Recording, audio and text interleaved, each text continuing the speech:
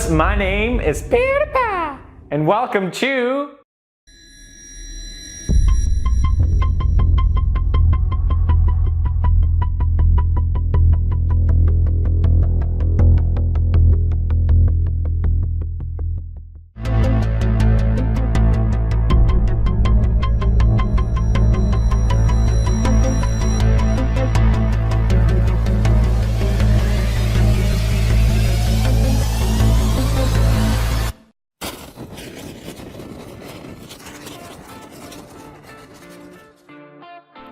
So how many of these graduates from Unit 8200 are running around the United States?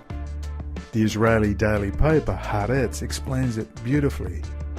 On November 12, 2017, they wrote this: "Veterans of Israeli Army's elite code-breaking unit are New York's best-kept secret.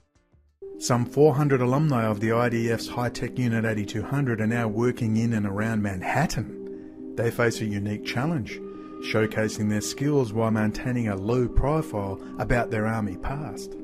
Reporter Haim Handwerker goes on.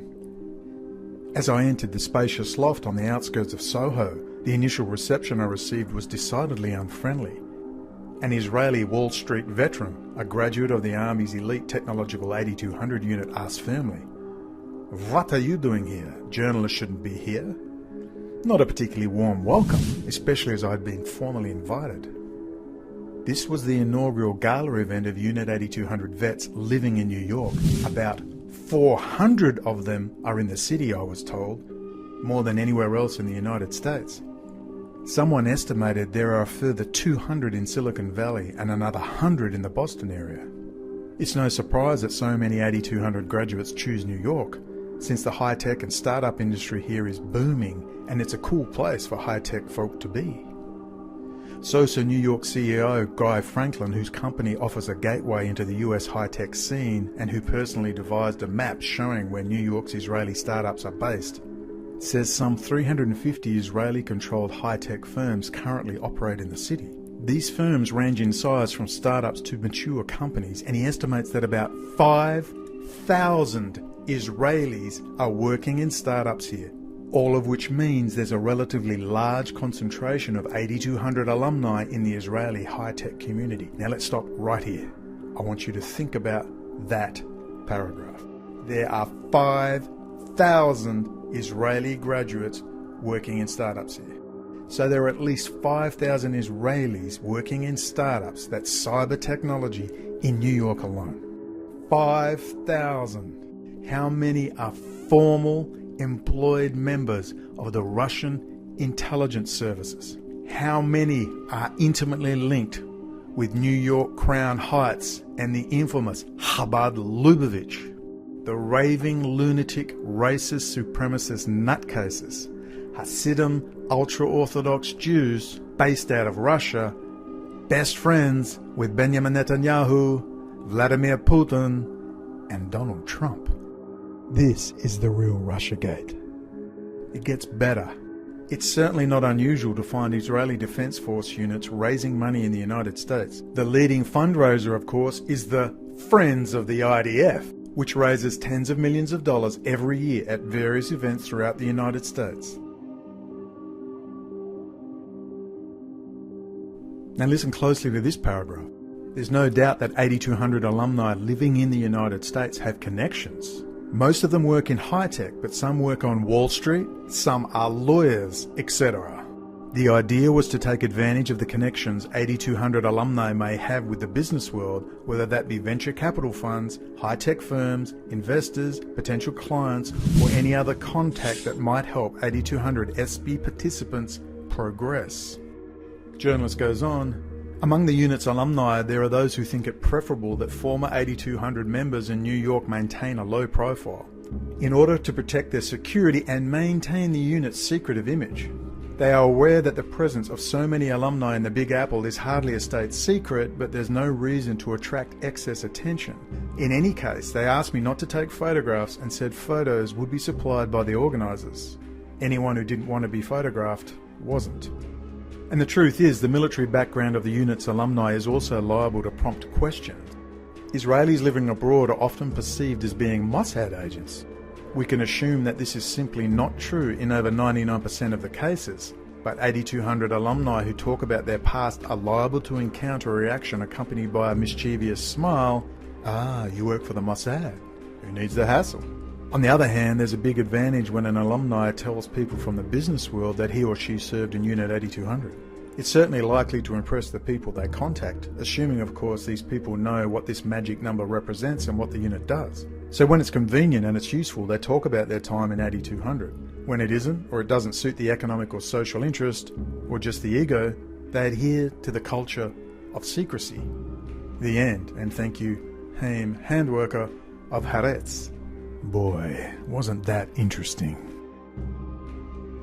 Fact is, they're not just shifting Silicon Valley to Silicon Wadi in Israel. They're keeping it local too, but much more easy to control and infiltrate in New York, where the New York, New Jersey, Russian-Israeli mob dominates. They don't call New York Moscow on the Hudson for nothing. And it's always handy to have Chabad Lubavitch so close in Crown Heights. You remember Chabad Lubavitch? Jared and Ivanka Kushner? Their favourite racist, psychotic, lunatic, ultra-Orthodox sect of Judaism? The worldwide intelligence outfit working for Russia, founded in Russia, posing as an extremist religious cult? Yeah, that Chabad Lubavitch. The same Chabad Lubavitch associated with Australia's own Diamond Joe Goodnick, the richest Lubavitcher on the planet. Specialising in blood diamonds and gold, great way to transfer around the world drug money funds, especially in diamonds. Diamond Joe was implicated heavily in the funding of the Likud party coffers under Ariel Sharon and Benjamin Netanyahu many years ago. Some of us can remember Chabad Lubavitcher based in Melbourne, Victoria, the state of Australia, Mr. Nachum Goldberg, who laundered well over $100 million of drug money for the Likud party. This is what Chabad Lubavitch do. They're a Russian organised crime sect posing as a religious psychotic nutcase cult. I'm going to stop right there. It goes on forever, but you see the connections. Weapons trade, drug money laundering, casinos, and on and on and on. So now you have a basic grasp of a few particulars, particularly the close relationship between Israel and Russia and Israeli military intelligence high technology training programs. Once you understand this, everything else will fall into place. Israel is a former Soviet republic, now part of the Russian Federation, not the 51st state of the United States. We'll go into the founding of the Israeli state by emigres from the old Russian Empire later, in parts to come. Here are just three of the approximately 10,000 graduates of the various Israeli military intelligence high technology programs currently running around the planet making Israel greater. My personal fave and poster boy for the subject is Assaf Rappaport. Rappaport is CEO of Microsoft Israel and graduate of both the Talpiot Program and Unit 8,200. If you don't know what the Talpiot Program is, then please visit my YouTube channel and watch Israel's secret weapon, the Talpiot Program. Rappaport had a company called Adalom, specializing in cloud security.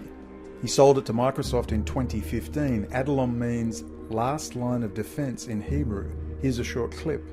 The biggest problem of moving your data to the cloud is the lack of visibility and the lack of control and protection that you have. You are responsible for the data, but you cannot control it.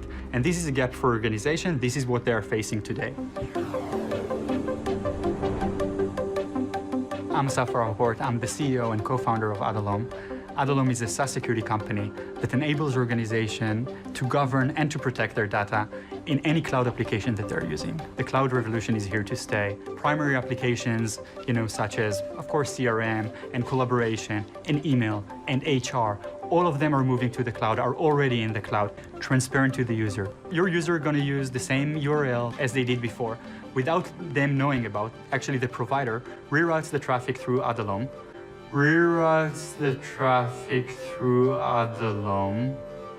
and we are providing back all the capabilities, control, governance, and visibility into all the activities that are happening.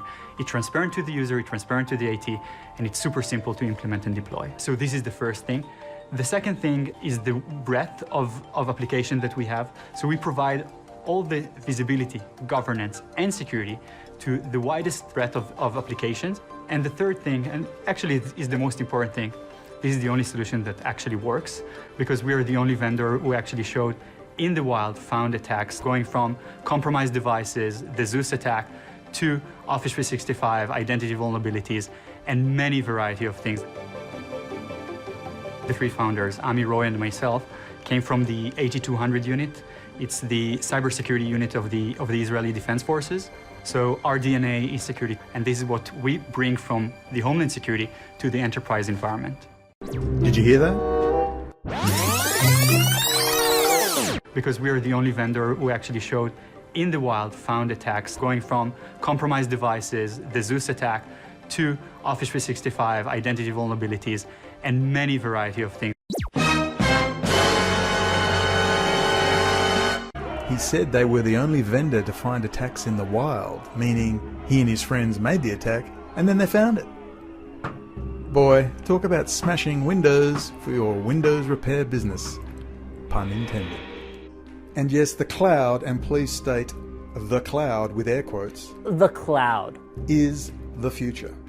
Because that AI machine learning monster they are basing in Israel will need access to all the real-time data it can get its hands on.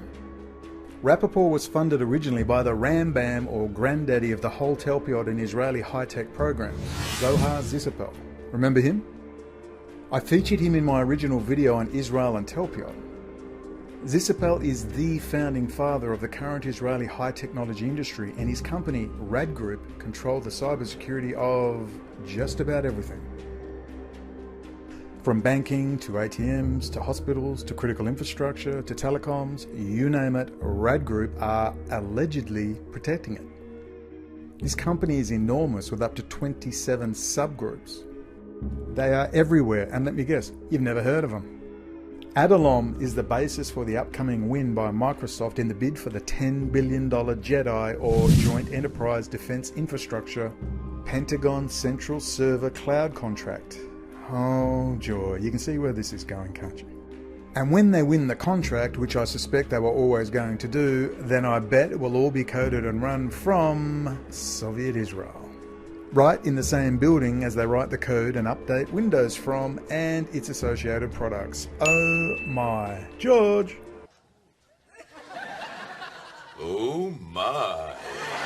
Right now it's Microsoft and Amazon head to head. And don't worry, if Amazon wins the contract, the US Department of Defense will still be just as f***ed. In Australian IT parlance, the Pentagon Cloud will be officially wanked in no time, even if Julian is sharing a bunk with Big Jimmy and Laurie the lad, doing porridge in Her Majesty's. And I hear Yevgeny Kaspersky and his friends just discovered their Jewish roots and have already put in their job applications to both companies.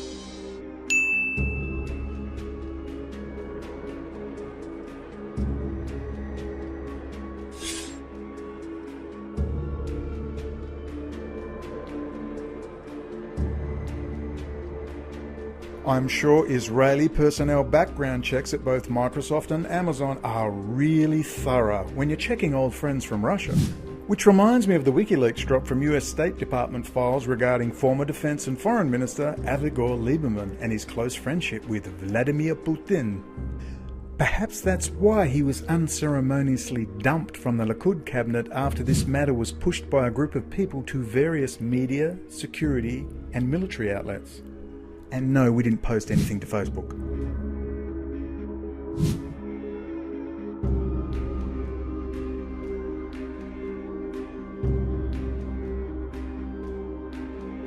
So not only will Assaf Rappaport be updating your Windows operating system whether at home or in the big corporate setting, maybe with the Boeing fly-by-wire software system. We're out at 26,000 feet.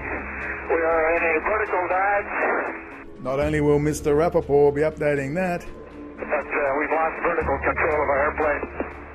filling updates with clever backdoors, which they can claim are unfortunate programming errors. Assaf and his friends from Unit 8200 Israeli/Russian military intelligence will be giving exclusive Hillary Clinton email server backdoor access to the Pentagon Cloud. The cloud. Because good old-fashioned Americans are just way too stupid to do it themselves down at Palo Alto and Stanford. They got to call in an ethnic Russian Israeli and do all the work in a foreign hostile country called Israel, where once American engineering and technology marvels like the 1963 all-titanium turbo ramjet Mach 4 Plus, yes, Mach 4 Plus, 100,000 foot plus ceiling SR-71 Blackbird spy plane, those are the real numbers by the way, which was really a spaceship in disguise. The SR-71 Blackbird, the world's fastest stealth spy plane.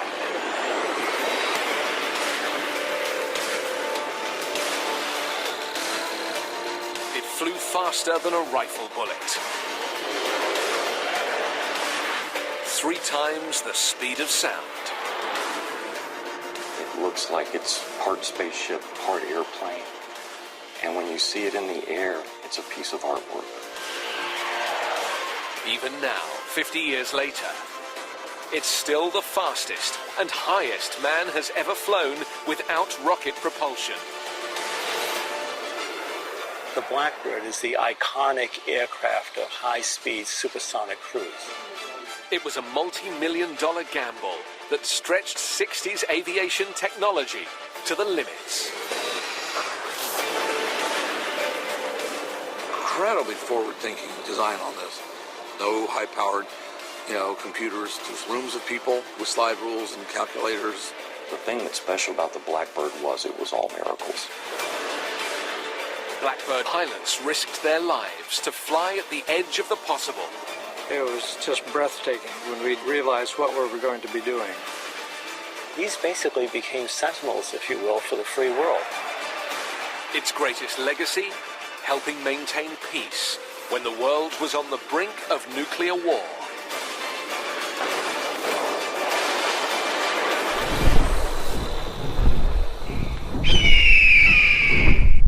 Despite America leading the world in such things, they are now complete incompetence and require Russian Orthodox Christians posing as Israeli Jews to come rescue them.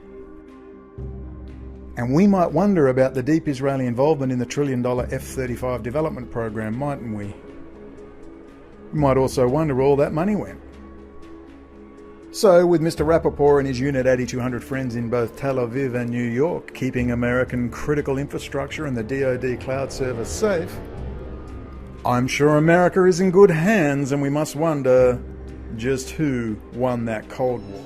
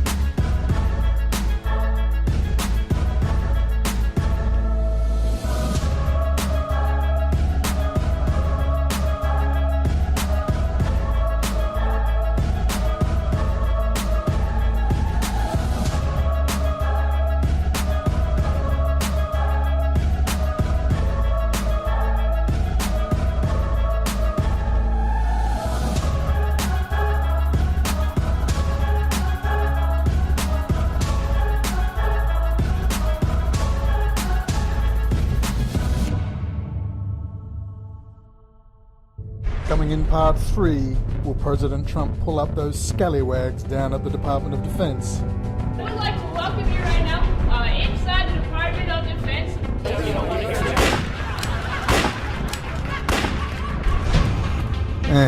Probably not. Construction began, ironically, on September 11th, 1941. What are they doing at DOD? Smoke weed every day. Smoke weed every day. We'll go into Sheldon Adelson, casino drug money launderer, special friend of the IDF, and one hell of a special friend to Israel and his school of entrepreneurship, a commercial spy school in Herzliya, just next door to the Mossad building. We'll go into private intelligence networks, private armies. We'll go into the mega spy group, a collection of Israeli-American Jewish billionaires who back Trump and Netanyahu, and the opposition when it suits. But most of all, we'll go into the University of Chicago and the old Professor Wolfstadter network and the good old Neo-Con network, the spiritual sons of Professor Wolfstadter, who you've most likely never heard of. Hang in there, more to come.